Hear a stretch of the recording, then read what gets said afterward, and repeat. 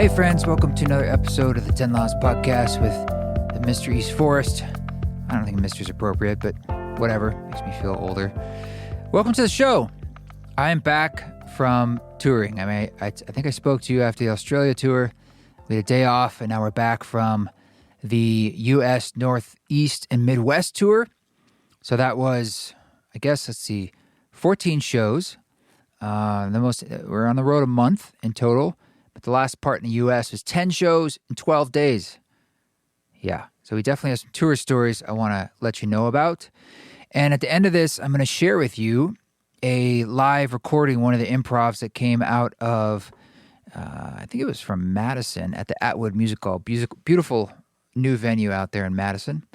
And it's a pretty fun, it features Bayo Akomolafe. I hit that sample of the song of him from the song Bones. But I essentially was coming out of the song Grandmother Sphere. So I think you'll hear like the very end of Grandmother Sphere, and then I just put this long, beautiful improvisation that I really enjoyed. Sometimes you feel like you get into these moments. That's just kind of what I live for, is when I'm saying like, all right, let's just rock and go into the open field of the unknown with an audience watching you. And it's pretty exciting space. That's what makes it edgy, is that it's just like people there and you're just going for it. Hybrid audience, as it were. So that'll be at the end of the podcast. And I'm also going to provide some answers and questions to, we put up like a QR code pre-show. And one of the slides up there was for folks to enter in their questions or answers. And I thought I'd just go through, this would probably be the best way to go through some of them was here on the podcast. So first, I will dive into some of the happenings. Some of this is a little behind the scenes on like the business of music. I'll get into it a little bit because I think that can be useful. I know for myself as an independent artist all these years, I'm always looking for that kind of info or data, and it's not really out there much.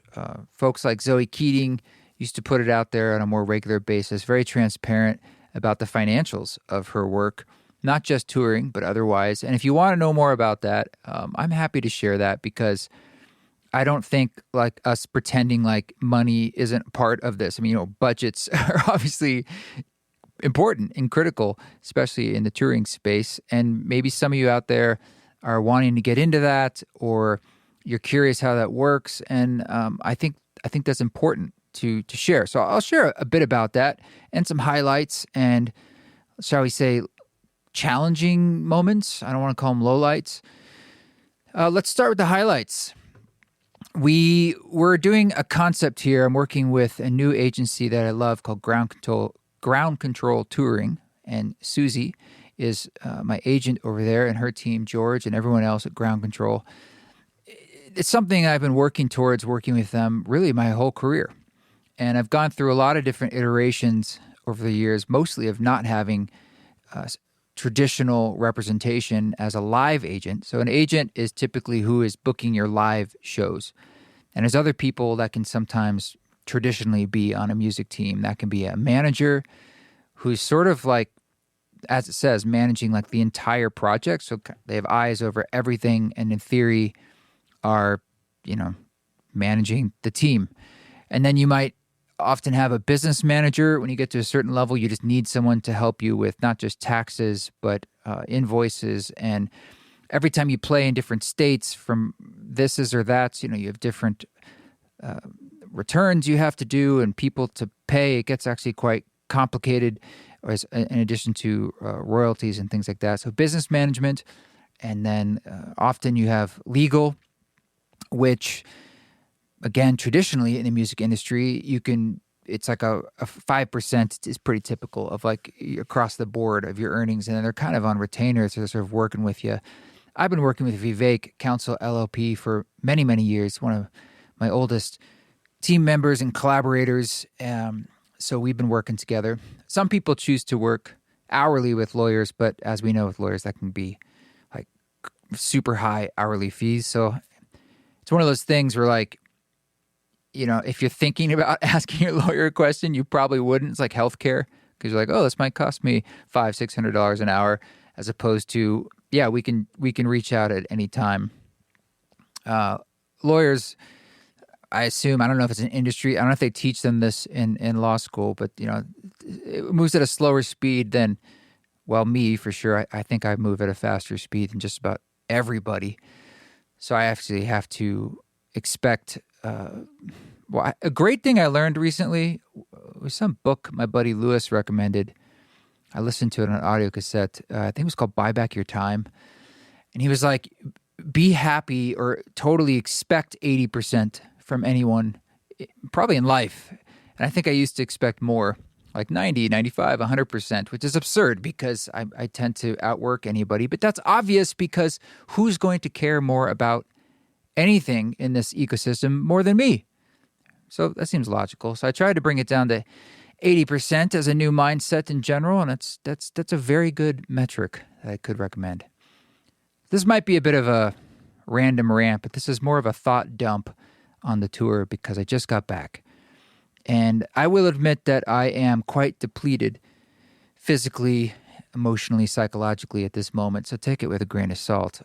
But I'm also full of deep gratitude because we did do these shows. And what I was trying to say is working with Susie, ground control, when I say it's something I've been working towards, it's because if I think back to 2008, when this all began, and totally shifting out of the projects and the things I was doing before, which were, I was in like these, I had an indie pop band, I was in some other bands, I was living in New York City. I've told the story many times about my own kind of quote unquote awakening or inflection point that I had with mushrooms that changed my life profoundly, but also was the inception of the whole East Force thing before I even knew that. And the first many years of East Force were strictly playing underground ceremonies with Lewis at his farm with our community of people. And that's all we did. And that's how I developed the sound. That's why I was looping. That's why I was using the field recordings. I mean, everything was focused around what would work to guide a psilocybin journey, and then doing that with a diverse range of people. Over these years, thousands of people, our community up there grew. And this is really of the tri-state area of New York. And it's became a plant medicine church, one of the first registered churches, plant medicine churches with the IRS. Still exists up there. And I'm still, of course, connected to it. I think technically I'm the president of that church. So add that to the resume. That's odd. My point is that it was underground. That's all it was. So I wasn't playing out, quote unquote, in the live space beyond these live, completely improvised happenings in the psilocybin space. When I started playing out, it actually is because I was invited to do these Wanderlust festivals, which were at the time, gosh, this is 2014, 2015. And they were, I don't know if folks remember this. This is like when yoga was kind of taken off in the U.S. as more of a cultural thing. Before Instagram really hit in hard, they were doing essentially a hybrid of a music festival and yoga festivals. And so they started hiring musicians, a lot of them at lower mid-tier levels because we're frankly cheaper. And we would play live music for the classes. The classes were often 3 hours long. And I didn't know much about yoga, but I got out there and did 4 of these festivals. I think it was like, Whistler and Colorado and Montreal, and there some others, Tahoe, I think. And I remember driving around in my Prius and just packing all my gear in there at the time, mostly by myself. And then I would attempt to get other gigs at yoga studios in between those to fill out the schedule, get more work, and just hustle and build. And it was, I'll be honest, not easy. Did I learn a lot? Of course, yes. And it started to build a nascent fan base because so the yoga world's my core in the sense that these are my OG peeps, and they still are, and I have deep appreciation for that. I also started to learn about yoga over the years, but I think people thought I was a yogi or I knew a lot about it, but at the time I did not. And I also started putting the music out there, like I got a real message around 2014, so 6-7 years into the project, that it was time to bring it out of the private shadows and more into the public light. And that was frightening in a way and unsure of what that would mean or how that would look, because it was not a traditional project. I mean, frankly, at the time I was playing basically these improvised ambient sets for people on drugs, psilocybin. And I'm like, well, could that even translate into a live performance space with people are theoretically sober and not in those, so forth, not in those spaces. So it took a lot, it still is a lot of experimentation. But I also started sending the music out. I remember sending it out to some like NPR and all that kind of stuff. I remember my very first piece of press was a show. NPR had a podcast called Second Stage, and Robin Hilton, who's still with NPR Music, put on a track Pacific Coast Highway from my first record, The Education of the Individual Soul. And he was very nice, and he said this intro, this might be too new agey for some, blah, blah, blah. Here it is, East River. It's Second Stage from NPR Music. I'm Robin Hilton. This next artist may be a little too new agey for some listeners, but I think it's just blissful.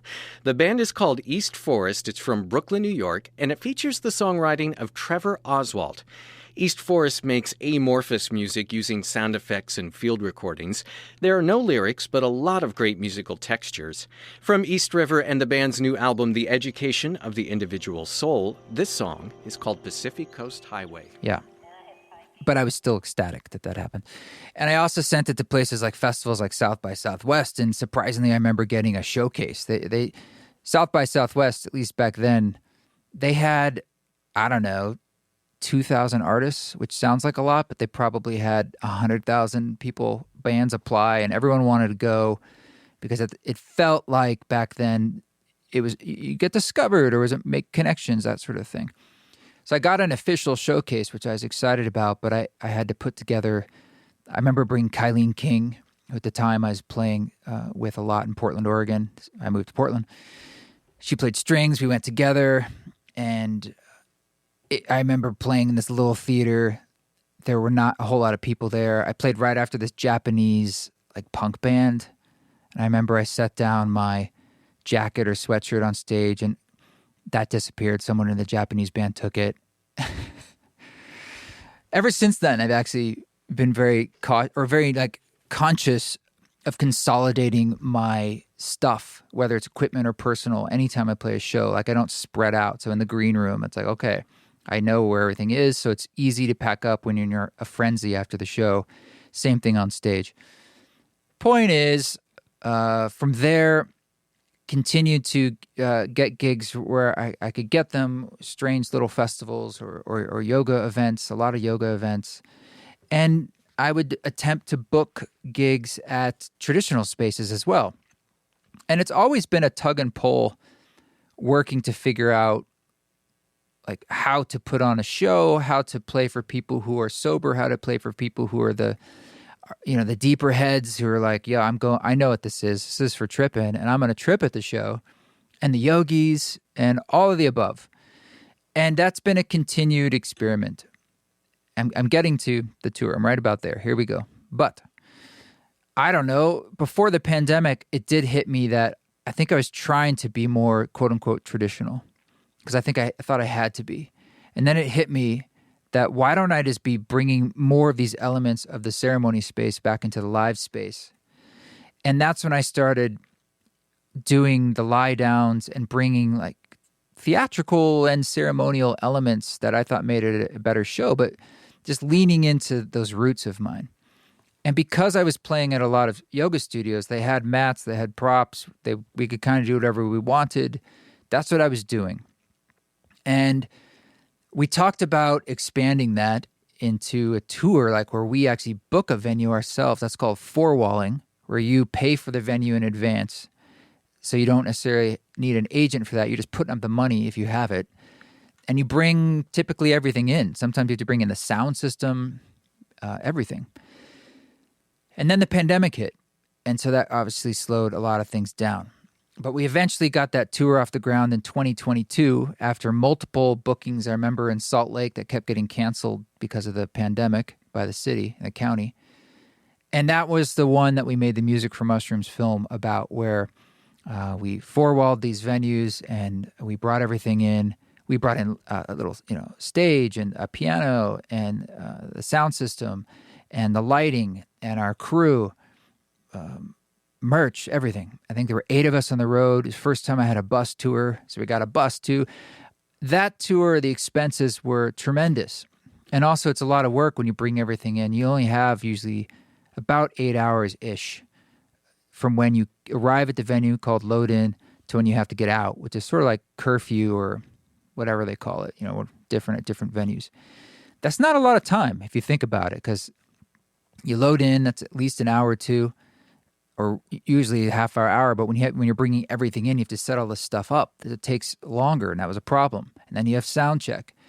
And then you have the doors. There's like an hour of dead time. And then you have the show. Let's say that's 2 hours. And then you have to sell some merch. And then you have to get out, usually within an hour. So you're starting to get into this zone where you're getting tight on time. And expenses for that tour were incredible. About $300,000 of expenses just for that tour. We did turn a profit on that, but what I didn't like is we had to charge a lot of money for the tickets. I think the average ticket price was $100. There was a higher there was a higher tier and a lower tier, and I so appreciated that people were willing to pay that. But I wanted to find ways, at least to have opportunities. I always try to find opportunities to stay in that spirit of the gift, or just making more opportunity across the board. But we have to be mindful of we can't. We're trying not to lose money, right? We're trying not to. And sometimes when you have other people that are relying on this, like agents or so forth, I mean, this is a business for them too.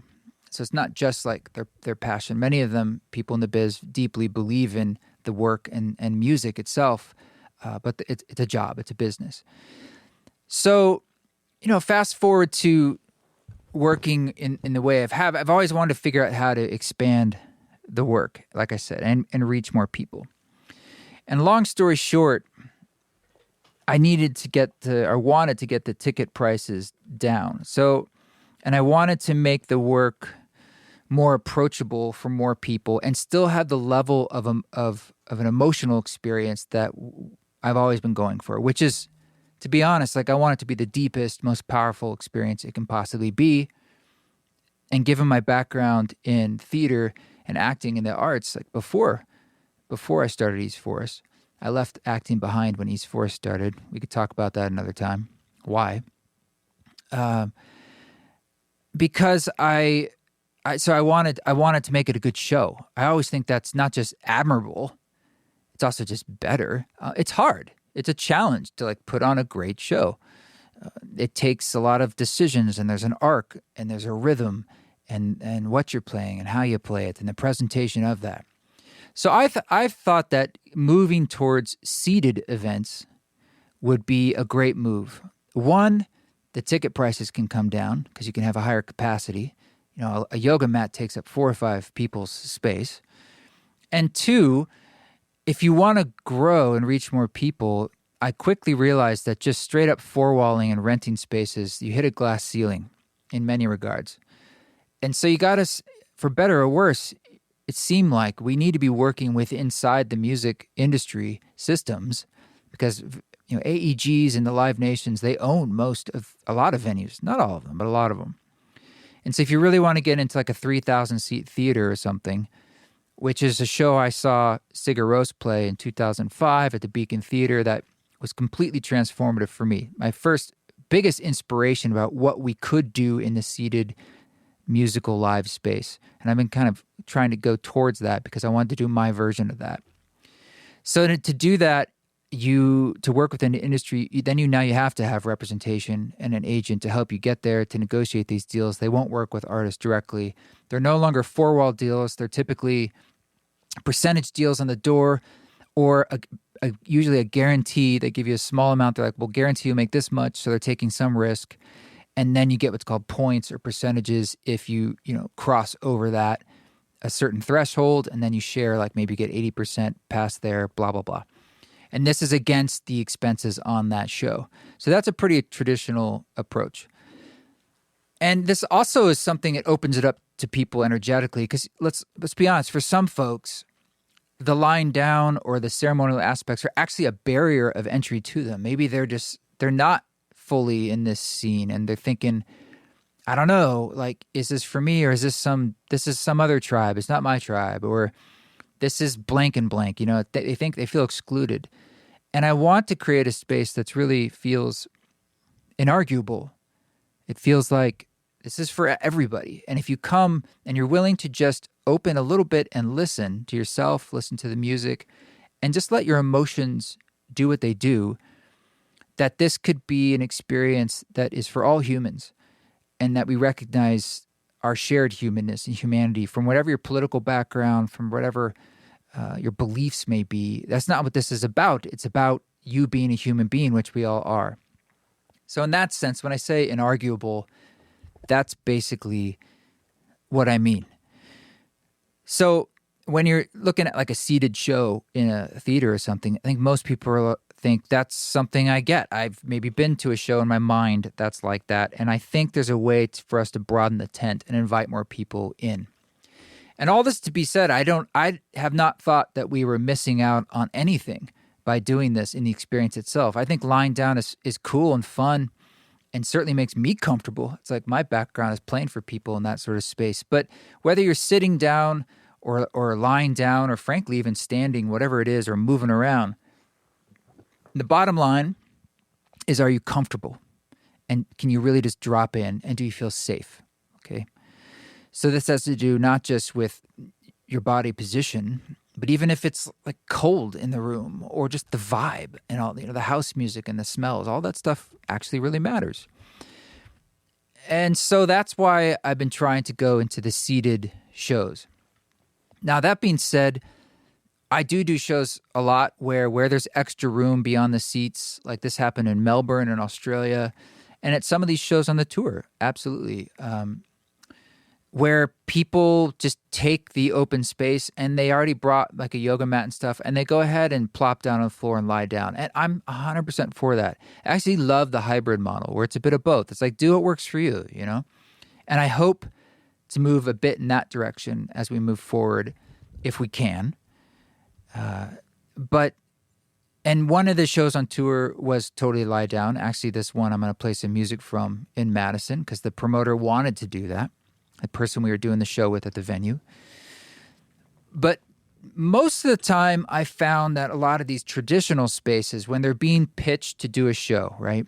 So they have a date in their calendar, and we're saying we'd like to come on, let's just say like November 16th. There's going to be other bands and other artists and comedians, and these days even like YouTube, TikTok stars. I mean, a lot of the stuff being put on these days is not, there's very few bands out there. And then there's more like solo artists, and then you get into a lot of DJs, a lot of comedians, podcasters. You're all competing for the same dates. And the promoter, which I can understand this, they want to sell out. That's what they want. They want to make money because it's a business for them. Sometimes they'll take risks on things because they really like it, or they believe in it, or they want to see where it can go, and we're creating a relationship together. But that's what they're thinking. And so if you say something like, yeah, we want to have everyone lie down and reduce the capacity, so we're going to have to raise the ticket price a bit, sometimes immediately they freak out, because they're just thinking, I don't, wait, hold on. You're breaking the model. I'm out. They're just out. So we can't even get to step one. And so you go with it. We're doing a seated show. They might not be super down with that because it's already lowered their capacity, but at least they understand it. And on top of all of this, most shows make most of their money on alcohol. Most venues do, not the artists, the venues. My fans, our community, we're not huge drinkers. Or certainly in that space, maybe you came and you took some other substance or no substance. So it's not a huge bar tab or revenue going through, and they're not crazy about that. And that's another thing I have to try to overcome. I can't go in there and say, okay, I want you to do these kind of mocktails or teas or kombuchas, because they're like, that's one night for us, and sometimes they do that. Haw River in North Carolina, I came and they all on their own. They made these little mushroomy drinks. They were so beautiful, and they had special because they wanted to, and it was fun for them. It's awesome, and so it happens. I'm just trying to say, like the typical river you're sort of swimming against. You can flow with it or swim against it. And then again, I don't have a lot of tour history that's super traditional, and you need to have that it's to lower their risk so they can see that, yep, you basically have done this and you're going to sell, or should we go bigger and so forth. And even though I did that 2022 tour, for instance, because it was four-walled, because we paid for the venues and maybe they aren't traditional spaces, like, for instance, Vancouver, what was it called? Rocky Mountain something. It was this giant space, and we had 550 tickets sold, but because it's not a venue that a lot of them know already, they almost discount. They don't count it. I don't know. They think like, well, it's just different, or it wasn't Ticketmaster, or whatever it is. It's again, the risk alarm went off in their heads, and on top of that, the yoga shows wouldn't count for them. A lot of that stuff is hard for them. They have to take a little more of a leap of faith. So I have to. Bottom line here is like, in order to do the kind of show for the larger group of our human family that I want to do it for, I need to build a certain traditional history so I can start to create these steps towards that. So I can frankly just artistically and creatively do the thing I have this vision for that I want to do for you. It's fun for me to make it, but there's like this lifelong artistic vision that's also a expression of something internally that I have not yet quite been able to express, and it's sort of a meeting of the moment and opportunity that has to be built. So doing the Northeast and Midwest tour, some of these markets I played for the first time. I mean, I guess I played Chicago, for instance, once before, but it was 8, 9, 10 years ago, and it was in a shopping mall, and it was part of this yoga festival I can't remember the name of, and so it wasn't a hard ticket, as they say. That's another thing. The history you show has to be hard ticket events, meaning you're the headliner or main performer, and that's it. And so that proves that the people who came were buying a hard ticket, quote unquote, to you, versus playing a festival, which is its own thing as a history piece of your touring history. But obviously there's a bunch of other artists, so you can't nail down what your draw is, as it were. So this is a lot of just background for you. So we were going out on a limb here on all these events, and I want to give props to Susie and the team for doing that it's their limb too, and really believing in what we're doing. And then I want to thank all the fans, especially in the places who haven't seen me before, for coming out, because you too are like taking a risk and saying, what's this going to be? Is this worth my time? Is this what I want? And it was amazing, the people who came out. And my goal was to exceed your expectations. And we did the best that we could possibly do to give you like the best show we could possibly do. I mean, really advocating during sound check, even if the sound check went to 2 hours right before the doors open, just to get things dialed as good as I can so that it's the right for you, and going around the room and sitting in different spots and talking with the sound and the lighting team and the video and getting everything how we can get it. So we did this tour. We drove probably 3,500 miles, I think. It was a lot of driving. I want to thank Max on our team for doing a lot of the driving and helping me with my gear and just his amazing positive energy. Rado is along. Also did a little bit of driving, selling merch, and just being along with me for the ride. And then we did have a front of house and tour manager, and unfortunately we had to let him go mid-tour, halfway through. And as you can imagine, that's a big deal. And I would like to tell you perhaps more about that, but it's still an ongoing process, so I can't right now. But just understand that to do that, someone who's doing two very, very important roles. Tour manager is, as it sounds, managing the entire tour, meaning all the bookings and the hotels and the routing and the cars and the advancing of the shows at the venue. Advancing means all the preparatory information that you do in advance of the show, like what time you're arriving, in the piano tuner, and who's going to pay them and what time they're coming, and do we need a projector? I mean, everything for the show. And then, of course, front of house means the person who's running the sound during the actual live show from the booth back there. From my point of view, it's me and that person are the two most important members during the actual show, because we're the ones translating the sound coming out of the instruments to you. So it's critical.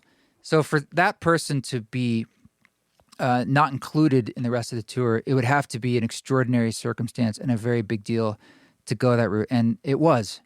But I won't be able to get into that right now. Just understand it was a big thing we had to overcome. And we did.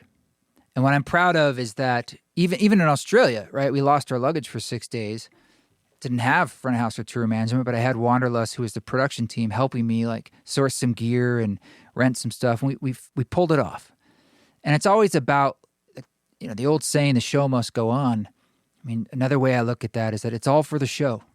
Everything is for the show. The whole day, everything we're doing is so that you can have the best experience you can have. And we're going to fight for you. That's what we do. But that comes at a cost, physically, emotionally, especially when you're doing something like 10 shows in 12 days. I mean, that's not normal for a human being. Touring's not built to be sustainable for humans. It's just built to be, frankly, they're doing it that way to be economical. Because most things you rent, we've rented a Sprinter van, for instance, or whether it's a bus or whatever it is, you're doing that usually by the week. And most staffing is done by the week, whether it's tour manager or drivers or merch persons and so forth. So they're thinking, an agent, when they're routing the tour, how many shows are you willing to do in a week so that you're losing the least amount of money for the staffing and costs. And, that was 5 shows a week. That's a lot, especially when you're a solo performer and there's not much else to lean on during the show itself. I mean, 2 hours of holding folks' attention and you can't let it down in a way where maybe someone could take a drum solo or guitar solo in it with a band and you're like, all right, I'm going to get some water. Sometimes even step off stage for a minute while someone does their cool thing. I couldn't do that. That's okay. I mean, I'm the one no one to blame but me. I'm the one who's designed this approach. And when you're by yourself, that allows for a certain level of artistic freedom too, where, like this recording I'm going to play at the end, if you have inspiration in the moment, you can just do it, right? You can just shift gears and play something else or start to combine elements. I mean, that is the freedom I can have currently as a solo performer.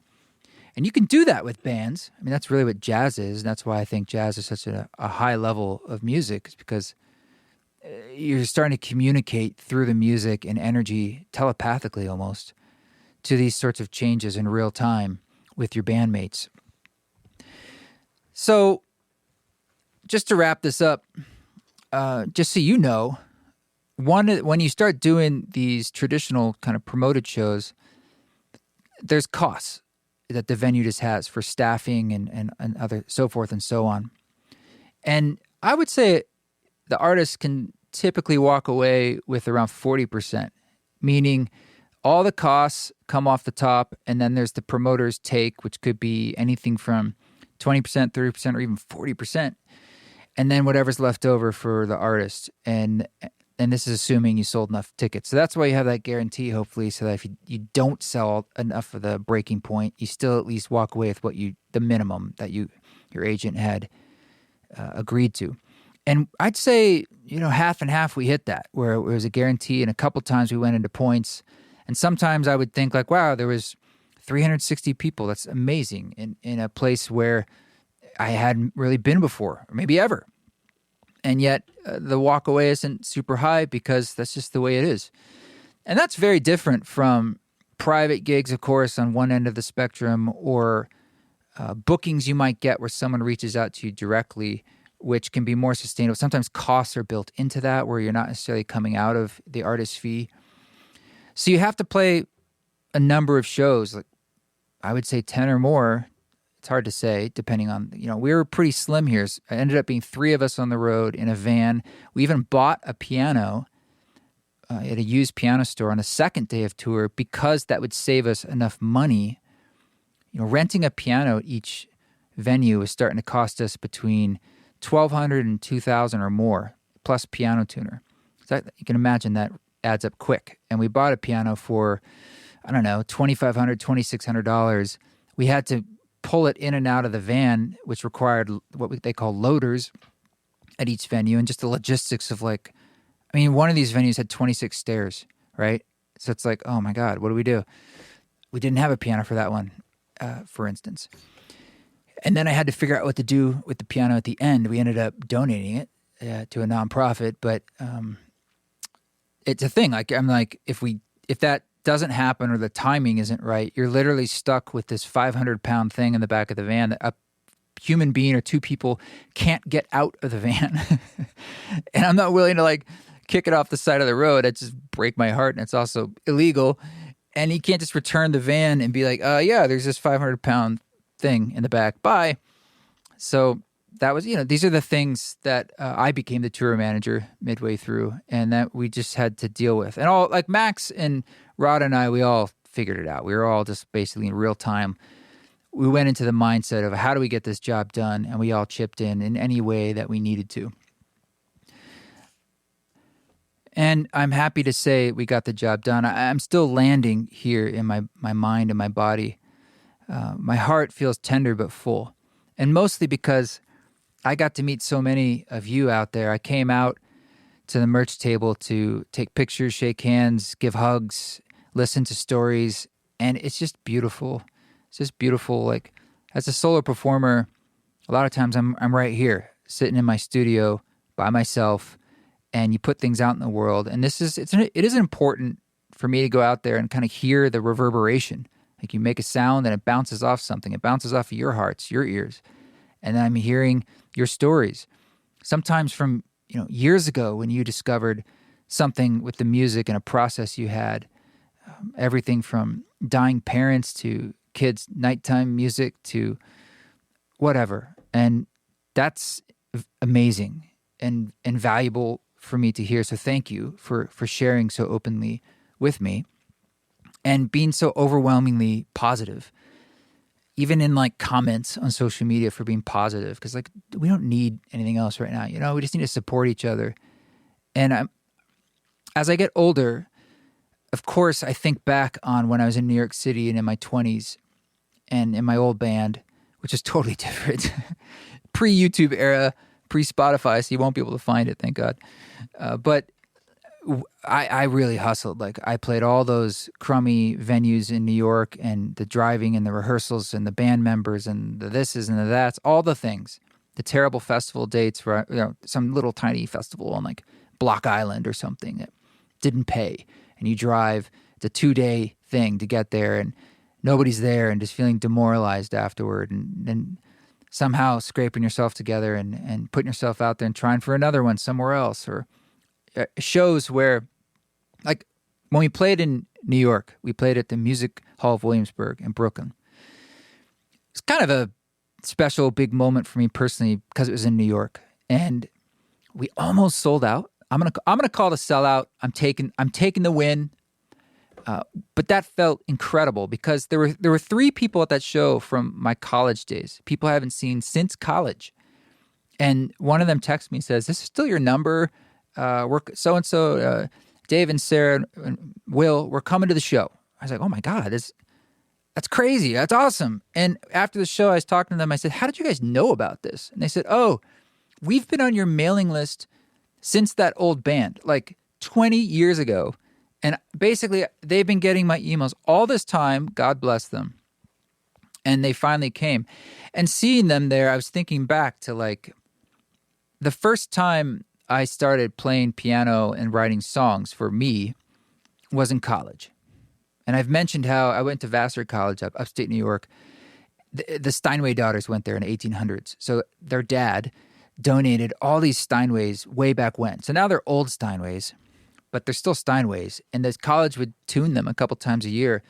So I could go around campus and play for the first time in my life a really nice instrument. And the sound of an instrument producing a pleasurable sound. Like the piano I grew up on was not a pleasurable sound. Big surprise. I did not enjoy playing it. The sound of that instrument, those instruments, is what got me to want to just play it more and more. And so I started playing like little improvisations that were extremely basic and recording them on tape, little tape cassettes. And I would just do that. I'd go to practice rooms. I had the pianos I liked all around campus. And this was just something I loved to do. Even some of my very first experiments with space and sound, looking back, happened then. I remember doing one. There was an old gym that was like the old gym. It's no longer the gym at school. And it had these shower rooms that were tiled in a way, in old early 1900s tile, that had a really cool reverb. They're not active showers, right? And I worked at one of these gyms as my night job on campus. And I went in there and thought it'd be cool to like play music in here. And I remember asking the Department of Phys Ed or whatever, like the guy, hey, I want to do this show in the shower. And he probably had heard stuff like this from Vassar students over the years. He's just like, sure, man, whatever. So I did it. I got a friend at the time who played djembe, and we did like an hour of little improvs in the shower and put up some chairs. I don't know, there were probably 12, 20 people in there. And I called it an experiment with sound. And I found the poster for that. And anyway, so I started playing piano, and that got me into writing songs. And my first concert I played was called Tunes with Trevor. That's right. And it was in the cafe at school. And I played probably 2/3 covers, like Beatles songs, Oasis tunes, like whatever. And a couple originals, my first original songs. So I just have my friends from school all these years later at the show, and you know, not the biggest show in the world, but for me it was a big show, was super meaningful, and I could see sort of the arc and the full circle nature of it. So it's things like that that made it feel special. Also, we played at Wilbur Hall in Boston. The last and only time I played at Wilbur Hall was with Trevor Hall when I opened for him, and that was 8 years ago. And I remember walking in 8 years ago and thinking, it has like these 2 tiers of balconies. So when you're on stage, it looks like this giant classic theater. And I just thought Trevor was the coolest dude because like, I can't believe he's sold this. Like, this is incredible. Now, I didn't sell it out, but I still played it. And it was my show this time. And that was a big moment for me to see something like that. And then to be in places I've never played, like Kingston, New York, which is in upstate New York, or Springfield, Massachusetts, or Milwaukee, a beautiful venue, Vivarium. I mean, it was hard to get the word out there, but beautiful, like to connect with the community out there. Down in D.C., if I think about it, I mean, I don't know if I've played in D.C., and we played at the Miracle Theater. It's like one of the oldest actual theaters. It's now a movie theater and a venue.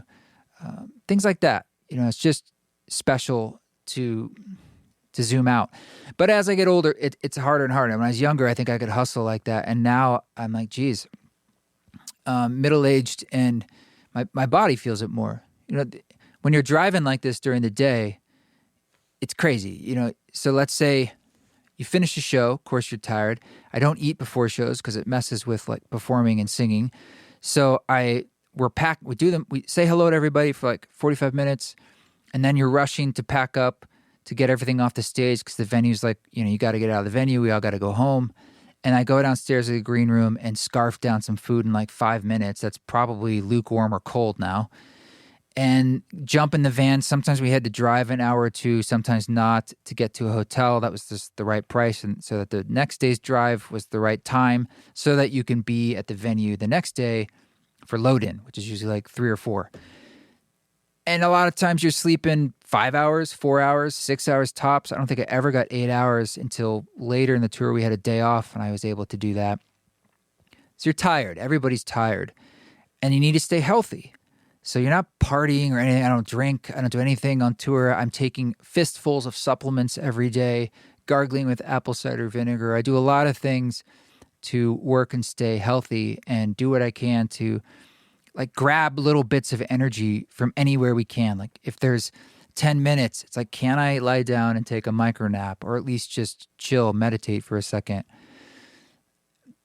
you just have to do that. You're really in survival mode. Again, all for the show. Everything is for that show. So more than anything, I have the gratitude for y'all and the community showing up and us doing this together. And I have a sense of relief and pride that we did it. And I know we did our best, all of us. And so that means everything, those two things put together. Whether or not, it makes sense, it pencils out financially on paper, at this stage, I would say it doesn't quite. I mean, I suppose that's all relative. But like what you end up making per show is kind of low. But I recognize that this is an investment in not just where we're trying to get to, but also our community. And I hope, and we are aiming for creating an experience that is meaningful for both of us in a way that feels very relevant and needed to today's times. And there's something tugging on my own heart and intuition to say like that will be, or that will be, I'm not going to say could, it will be more relevant in the future. And we're building towards something that it's emerging of choice and our destinies and choice and how those weave.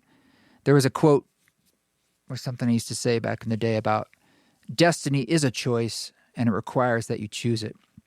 It's sort of meant to be a koan of sorts, that it's meant to be one, in that something that seems inevitable, or there's an inexorable pull, but somehow the way and choices you're making along the way is what allows it to become your participation in it. And in some ways, that is the message itself that we're talking about at all of these shows, as a reminder to all of us to encourage one another and rejuvenate inside, so we can remember that truth, that our path and our work is vital and critical to what is unfolding here on this planet right now, truly at a cosmological scale, but certainly sociologically inside our society. And this is how my mind works. I'm sorry if it sounds grandiose, but it's a small thing. We're all just doing our little things. I think all those little bricks and all those little steps along the way is how all this stuff happens. So that's why we're out there touring. That's why we're doing it. And even when we feel beat up or demoralized, or it just feels like crazy, we keep putting one foot in front of the other until it doesn't. But right now, it's just over that line where it feels like it still hopefully feels purposeful, mostly because I talk to you and I hear from you. And it feels like we're doing something real together. So thank you so much for that. And we will be hopefully announcing our West Coast Mountain States leg of this invitation tour in the United States very soon. So we're working with Susie to put all that together. It's a lot of work for her to do that, and we're close. And I'm bringing some of this to Europe in late January, early February. So London, Berlin, Amsterdam, Zurich, Dublin, of course, our dear friends in Dublin. So hopefully we can do more there. And we're looking at some, sometimes opportunities come in different places, and we always explore those as well. So let's get into some of these answers and questions. Pop through a few of these, pulling them up here from the show. So this is a QR code. People could enter in their thoughts and questions on screen there, and I wanted to get to some of them. Now, Lulu asked if we have big plans in store for 2026. I think we talked about that with touring, among some other things. I'm thinking of recording this answers someone else's question too, but I want to create an e-course or like an online course about using music as a healing modality inside not just psychedelic spaces, but really sort of any inner work or sound healing or that kind of thing. And I'm currently thinking about doing it in 3 tiers, where it might be like sort of the first tier is for anybody, information that's relevant, and then one that's more for folks who are trying to use music as a guidance tool in spaces. And then maybe the third would be a little deeper level for musicians going into actual like music stuff and maybe even mixing and things like that. So I'm thinking of doing that in January, at least recording it, some touring, and we'll see what else. I need to do some more recording. I mean, I've been putting so much time into touring that I have, it takes all of your time when you're doing it. I mean, you can't even let alone life stuff. It's hard to even schedule a meeting, let alone recording and getting into a thing where you're making new jams. So I'm going to have to schedule time for that so I can have new recordings. And there's a bunch of collaborations I want to do, and same kind of thing. I think I just need to get them started. Another question. Someone says, cats or dogs? Be specific, says Alexis. I'll be specific. Dogs. I'm allergic to cats. What else we got here? What's your best tip for bridging between the world we created in here in the concert and the real world out there? Asked Brandon. Well, I would say that life is the point. So first, for us not to try to demarcate between, this is a spiritual space, quote unquote, and this other one isn't. Or there's real life and then there's the holy. Or it's like, I do believe the goal is to recognize that it all is one plenum of just thisness. And in that, we do need things to bridge, and that's what practice is. For me, music is that practice, and I could think that if you connect to the music or any music, you can use that to use music. Music can change the field and your mood instantly or very quickly. So you can use recordings.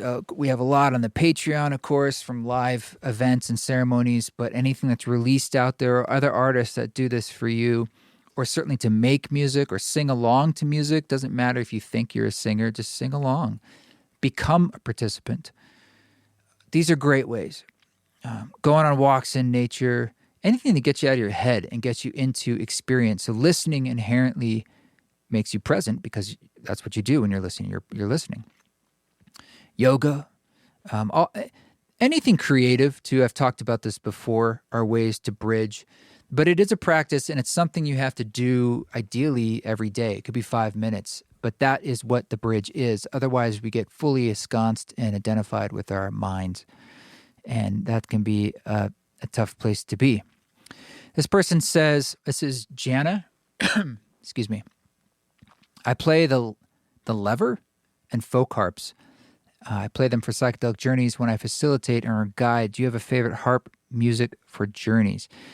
If you're talking about like harmonicas, because I don't know what a lever is, or a lever, I don't have a particular brand I like, and I don't consider myself a great harmonica player. I use harmonicas for their timbre and because they're breath instruments.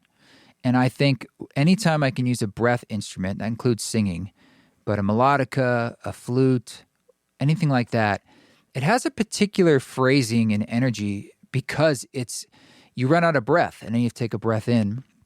And there's also something very sacred about the breath vibrating something to me, and that's creating the sound. Harmonicas have that sharpness to them.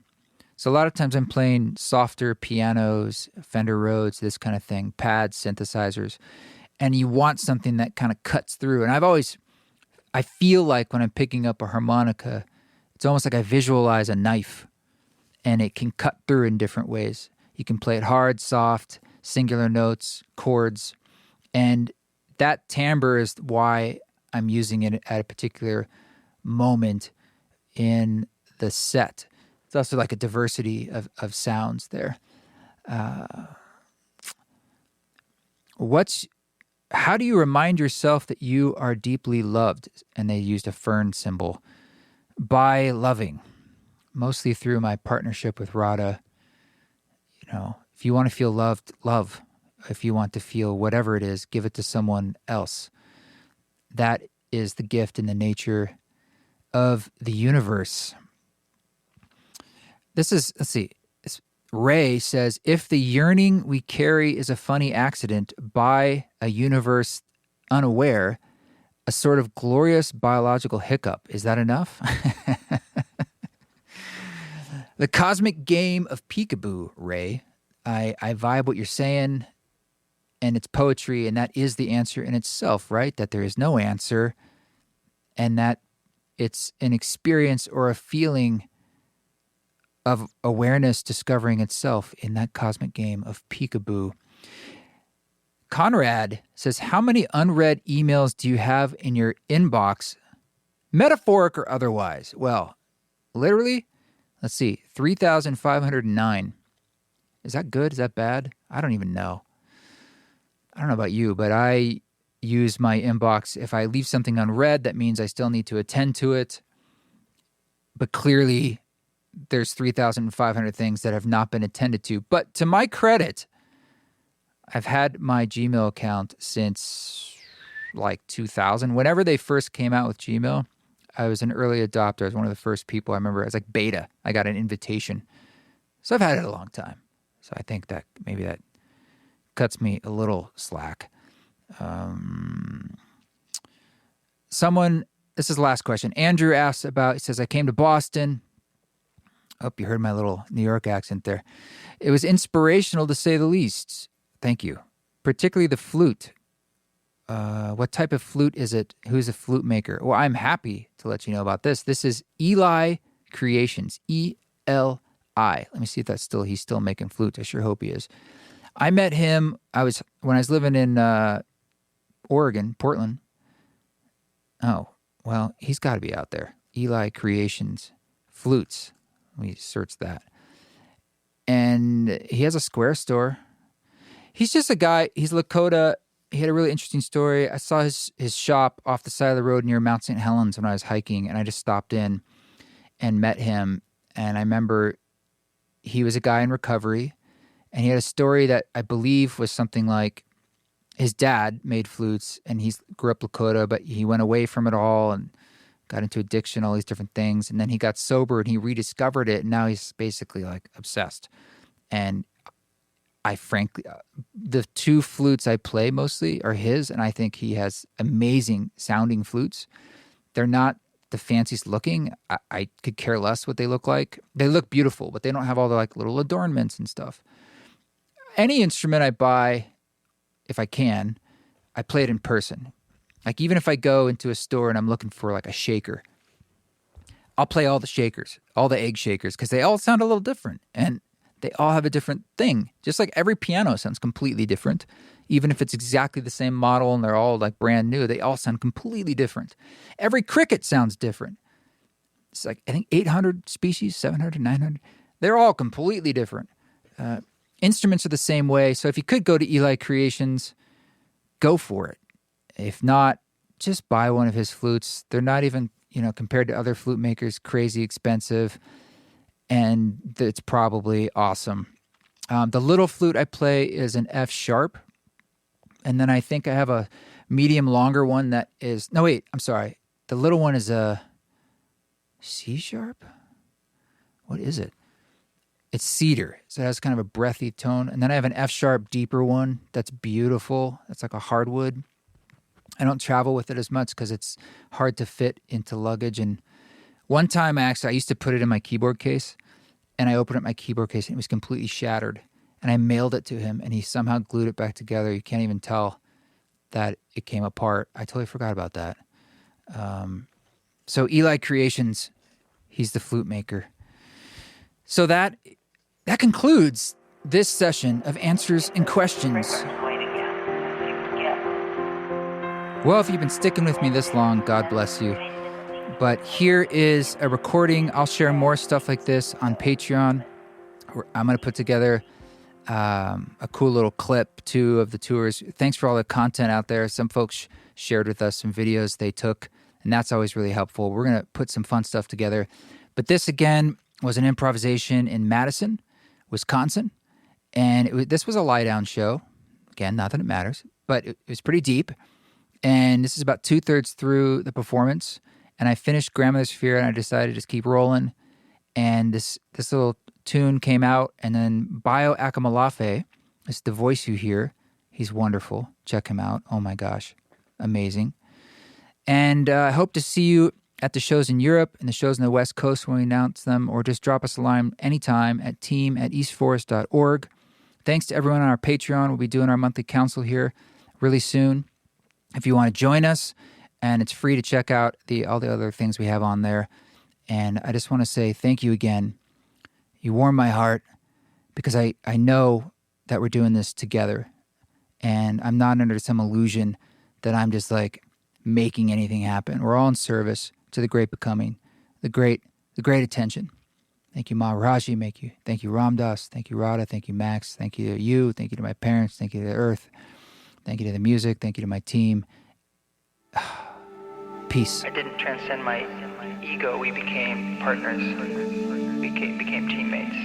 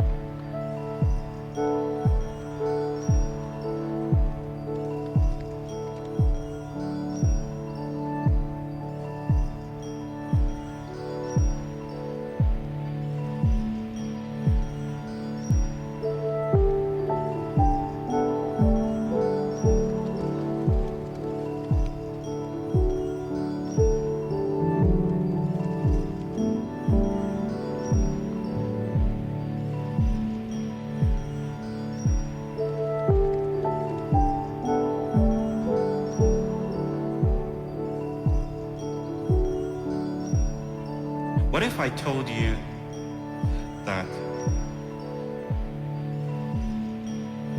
maybe the invitation is still being made.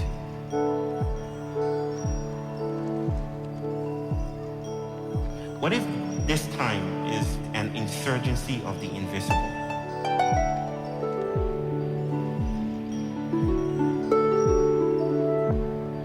Like things that we have pushed to our blind spots,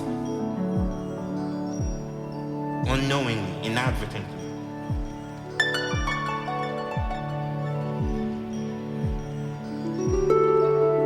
And now coming to the field of vision.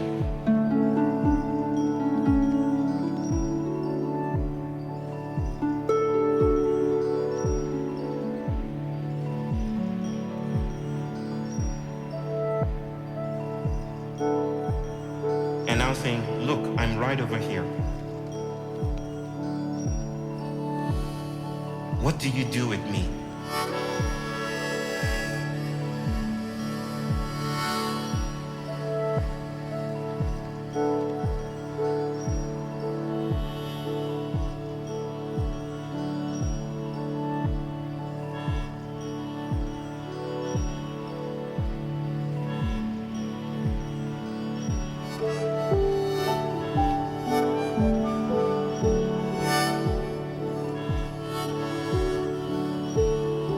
I feel that this time is uncovering bones.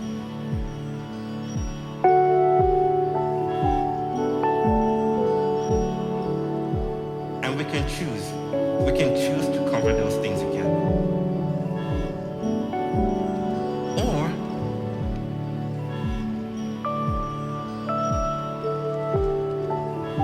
we can choose to sit with those bones. To do the hard task of meeting beings that we don't know how to meet.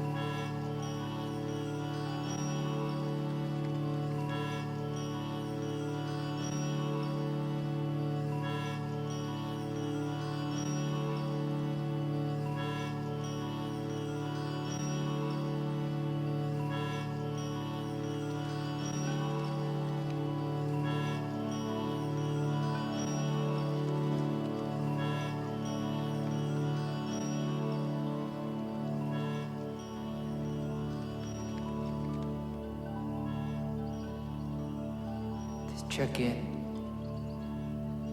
with the openness that we began with, and if there's anything just to receive from inside right now.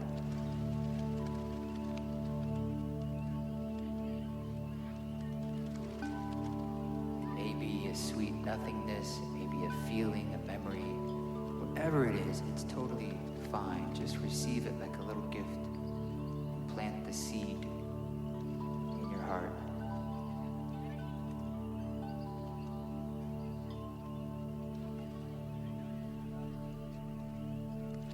We don't need to know what is becoming. We simply need to receive and pay attention with our attention to water the garden.